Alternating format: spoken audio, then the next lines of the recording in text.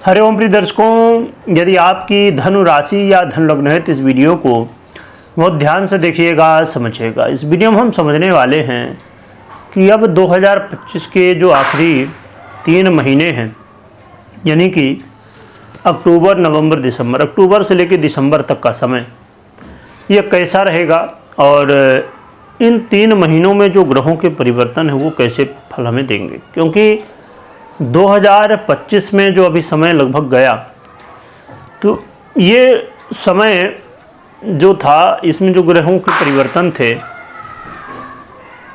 वो परिवर्तन तो कहीं ना कहीं उतने अच्छे नहीं दिखे, परंतु अब 2025 के आखिरी 3 महीनों में कुछ परिवर्तन ऐसे होने जा रहे हैं जो कि 2025 में अभी तक ये परिवर्तन नहीं हुए थे, और ये महत्वपूर्ण परिवर्तन है। क्या कैसे प्रभाव होंगे, अच्छे फल मिलेंगे कि बुरे मिलेंगे, उपाय क्या करने होंगे, सभी कुछ जानेंगे। वीडियो को पूरा देखना चाहिए, क्योंकि यदि आप एक ग्रह के बारे में थोड़ा समझ लेंगे, बाकी नहीं समझेंगे, तो कहीं ना कहीं कन्फ्यूजन रह सकता है। चलिए चर्चा करते हैं। तो वर्तमान में सूर्य कन्या में गोचर कर रहे हैं और आपके 10वें भाव में गोचर कर रहे हैं। तो ये गोचर काल अच्छा है आपके करियर के लिए, और अन्य विषयों में भी बढ़िया है, आपको अच्छे फल देंगे, करियर में सफलताएं दिलाएंगे। और जो लोग जनता से जुड़े हुए काम करते हैं, जैसे राजनीति वगैरह में, तो ऐसे लोगों को भी बेनिफिट सूर्य देने वाले हैं। सरकारी क्षेत्र से जुड़े हुए काम भी बनेंगे। परंतु 17 अक्टूबर से सूर्य का परिवर्तन तुला में होने जा रहा है, जो कि आपके आय भाव पर होगा। और 17 अक्टूबर से लेके 15 नवंबर तक, ये 16 नवंबर तक गोचर करेंगे तुला में। ये समय सावधानी का होगा, इन्वेस्टमेंट करने से बचना चाहिए। संतान को लेकर चिंताएं बढ़ सकती हैं। जो माताएं गर्भवती हैं उन्हें ध्यान रखना चाहिए। और विद्यार्थियों के लिए थोड़ी सी तनाव की स्थितियाँ, और लव लाइफ में इसका निगेटिव इफेक्ट, वाद विवाद, कलह का माहौल देखने को मिलने वाला है। मान अपमान की स्थितियाँ होंगी। बॉस के साथ रिश्ते खराब हो सकते हैं।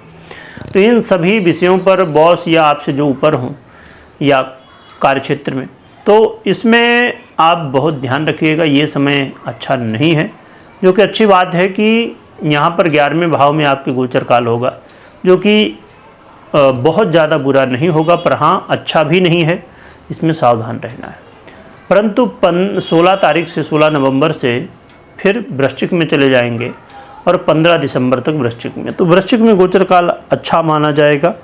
विदेश से जुड़े हुए लाभ दिलवाएंगे, और वहीं पर कोर्ट कचहरी में जहां पहले समस्याएं थी, तो अब यहां पर ये कोर्ट कचहरी के जो निर्णय हैं वो आपके पक्ष में आने की संभावना है। शत्रु मुंह पर विजय और आरोग्यता की प्राप्ति भी करवाएंगे, तो ये समय ठीक रहेगा। फिर बात करें कि ये चले जाएंगे आपके धनु में 15 दिसंबर से। तो धनु में गोचर काल भी अच्छा माना जाएगा, यानी कि आपकी ही राशि पर। तो ये आपके मान सम्मान में वृद्धि और धन लाभ व्यापार में भी करवाने वाले, आरोग्यता भी देंगे। तो ये स्थितियाँ रहेंगी। अब हम मंगल की बात करें। देखिए, मंगल का गोचर काल बड़ा ही महत्वपूर्ण है, और 2025 में अभी जो मंगल की स्थितियाँ आप लगातार देख रहे थे तो अच्छी नहीं थी। अब लगातार अब अच्छी स्थितियाँ बनने जा रहे हैं। तो 27 अक्टूबर को इनका परिवर्तन होगा, जो कि स्वयं की ही राशि वृश्चिक में होगा। और इनका गोचर काल ये चलने वाला है 7 तारीख को, 7 दिसंबर तक, है ना। तो लंबा गोचर काल रहता है उसे भी मंगल का। तो ये जो गोचर काल है आपके लिए कर्ज से मुक्ति का एक समय है, और ये गोचर काल आपके जीवन में देखा जाए तो विदेश से जुड़े हुए मामलों में लाभ दिलवाने वाला, इंपोर्ट एक्सपोर्ट का काम है, आपको यहाँ लाभ दिलवाएंगे मंगल। और कर्ज से बाहर निकलने का बड़ा अच्छा मौका है, ये समझ लीजिए, है ना, क्योंकि मंगल है ये, कर्ज में डाल भी देते हैं और निकाल भी लेते हैं। शत्रुओं पर विजय दिलाएंगे, और आपके जीवन में ऊर्जा की वृद्धि, एनर्जी की वृद्धि, और कई सारे क्षेत्रों में सफलताएं भी दिलाने वाले। साथ में मंगल आपको धन लाभ भी करवाएंगे। हाँ, थोड़ा सा मैरिज लाइफ में शांति से रहने की आवश्यकता है, प्रेम से रहने की आवश्यकता है। तो मंगल का गोचर काल बहुत बढ़िया, और मंगल स्वयं जो कि एक थोड़ा सा माइनस पॉइंट है कि ये व्यय में रहेंगे आपके, परंतु प्लस पॉइंट बहुत सारे हैं। तो ये 2025 में मंगल का एक पहला परिवर्तन कहा जा सकता है, बहुत अच्छी स्थिति के रूप में, है ना। परिवर्तन तो हुए कई बार मंगल के, पर एक अच्छी स्थिति जिसे कह सकते हैं तो वो अभी हुई है 27 अक्टूबर को। फिर ये दिसंबर में धनु में चले जाएंगे, यानी आपकी ही राशि में, तो ये भी अच्छा है, सामान्य है। थोड़ा सा मैरिज लाइफ में यहाँ पर भी ध्यान रखना होगा। अब हम बात कर लेते हैं बुध की। तो बुध अक्टूबर से लेकर दिसंबर के बीच में तुला वृश्चिक में इसी तरह वक्री मार्गी होते हुए रहेंगे। तो ये इनका गोचर काल बहुत अच्छा नहीं है, है ना। और जो बल्कि जब तुला में रहेंगे, मैं डेट बता देता हूँ आपको। देखिए 3 तारीख को, अभी 3 अक्टूबर को तुला में आ जाएंगे, फिर 24 तारीख को वृश्चिक में चले जाएंगे अक्टूबर में ही। फिर नवंबर की बात करें तो ये 23 तारीख को तुला में चले जाएंगे फिर से, और फिर दिसंबर में ये 6 तारीख को वृश्चिक में चले जाएंगे फिर से। तो ये तुला वृश्चिक में रहेंगे। तुला में रहेंगे तब तो अच्छे प्रभाव देंगे, पर वृश्चिक में इनका बिल्कुल भी समस्याएं देने वाले, कोर्ट कचहरी में समस्याएं, शत्रु बाधाएं और भी अन्य स्वास्थ्य को लेकर चिंताएं बढ़ाएंगे। तो बुध को लेकर थोड़ा हमें सावधान रहना है। प्रिय दर्शकों, बात करें देवगुरु बृहस्पति की, तो देवगुरु बृहस्पति का बहुत ही महत्वपूर्ण परिवर्तन होने जा रहा है, जो कि लंबे समय के लिए नहीं है। 18 अक्टूबर को ये कर्क राशि में गोचर करना शुरू करेंगे और 5 दिसंबर तक गोचर करेंगे। 2025 का भी ये बहुत बड़ा परिवर्तन है, और एक ऐसा परिवर्तन जो कि आपको कई सारे लाभ देने वाला होगा। आपके जीवन में देखा जाए तो देवगुरु बृहस्पति बहुत ही महत्वपूर्ण स्वयं लग्नेश और राशि से हैं। आपको विदेश से जुड़ के धन लाभ करवाएंगे। अधिक यदि खर्च की स्थितियां थी तो उसमें सुधार होगा। आपके जीवन में घर परिवार में खुशी का माहौल बनेगा। नए रिश्तों की शुरुआत भी हो सकती है, और आपके जीवन में सुखों में वृद्धि करेंगे। तो देवगुरु बृहस्पति का बड़ा ही महत्वपूर्ण ये परिवर्तन होने जा रहा है। बात करें शुक्र की, तो शुक्र 9 अक्टूबर को कन्या राशि में गोचर करना शुरू करेंगे, जो कि अच्छा नहीं है। और 9 अक्टूबर से लेके और इनका गोचर काल जो है तो 26 नवंबर तक चलेगा कन्या राशि पर। इस समय विशेष सावधान रहना है आपको, और ख़ासकर आपको फाइनेंस को लेके ध्यान रखना है।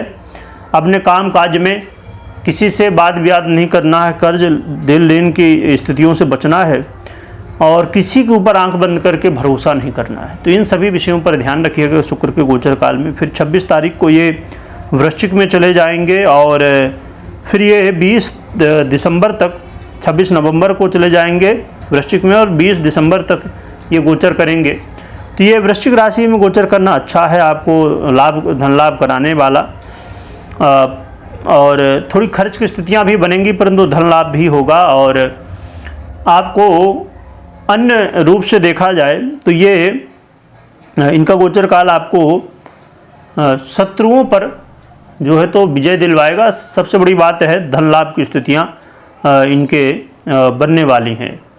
फिर धनु में चले जाएंगे 20 तारीख को, तो धनु में भी गोचर काल यानी आपकी ही राशि में अच्छा है, सामान्य रहेगा। तो ये स्थितियां हैं। बात करें शनि की, तो शनि का प्रभाव तो आप देख ही रहे होंगे ढैया के रूप में। अभी 28 तारीख से मार्गी होने वाले हैं। तो शनि की स्थिति कहीं ना कहीं समस्याएं तो दे ही रहे हैं, चाहे वो करियर की बात करें या अन्य क्षेत्रों में, स्वास्थ्य को लेके हो, शत्रु बाधा को लेके हो। तो शनि की थोड़ी जो है तो मानसिक तनाव की स्थितियाँ भी बना रहे हैं। तो ये शनि के परिवर्तन अच्छे नहीं हैं। राहु केतु के परिवर्तन अभी फिलहाल नहीं है। तो ये कुछ ग्रह स्थितियाँ बनने जा रही हैं। अब यहाँ हम बात करें कि क्या उपाय करना चाहिए, तो यदि हम उपाय में देखें तो उपाय के रूप में सबसे बड़ी बात है कि आपको एक तो अपनी दिनचर्या को बहुत अच्छी बनानी है, और आलस्य बिल्कुल भी नहीं करना। अपने काम में पूरा फोकस रखिएगा। और साथ में अपने इष्ट की आराधना करिए, और इष्ट की आराधना करने से आपका कल्याण होगा। हनुमान जी की आराधना कर ही रहे होंगे तो वो भी करते रहिए, नहीं कर रहे हैं तो करिए, और अपने इष्ट की आराधना करिए। कमेंट में जयकारा लगाइएगा और खूब स्मरण करिएगा। एक बात हमेशा ध्यान में रखिए कि कभी भी कोई निर्णय लेना हो तो मात्र गोचर के आधार पर नहीं, अपनी पर्सनल कुंडली विश्लेषण के बाद ही निर्णय लेना चाहिए। और क्योंकि देखिए कई बार ये कन्फ्यूजन होता है कि फिर गोचर के अनुसार जो हम देखते हैं वीडियो तो फिर क्या मतलब है। देखिए गोचर और कुंडली दोनों का उतना ही महत्व है जैसे कोई टू व्हीलर वाहन में एक पहिया और दूसरा पहिया, यानी दोनों पहिया महत्वपूर्ण होते हैं। उसी तरह पर्सनल कुंडली और ये गोचर कुंडली का दोनों का इसी तरह महत्व होता है। तो कभी कोई निर्णय लेना हो तो आप गोचर तो सुनते ही हैं, साथ में पर्सनल कुंडली को भी देखना समझना चाहिए। तो ये महत्व है। वीडियो देखने के लिए बहुत बहुत धन्यवाद।